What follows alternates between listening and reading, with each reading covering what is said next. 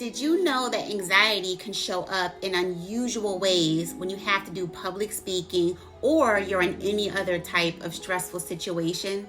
Most people are familiar with the typical symptoms: rapid heartbeats, shaking hands, or unstable or trembling legs.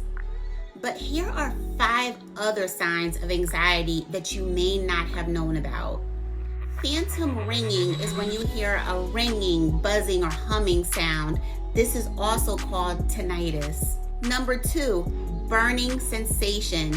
This is when it feels like you have a sunburn, but you don't actually have one. This can also feel like a prickling sensation.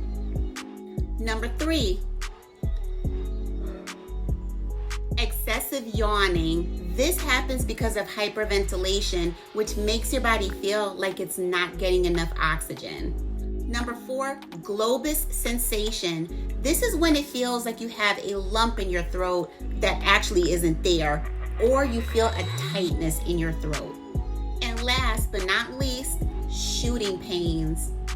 When anxiety kicks in, these can occur in different places throughout your body, your arms, your face, and your chest, for example.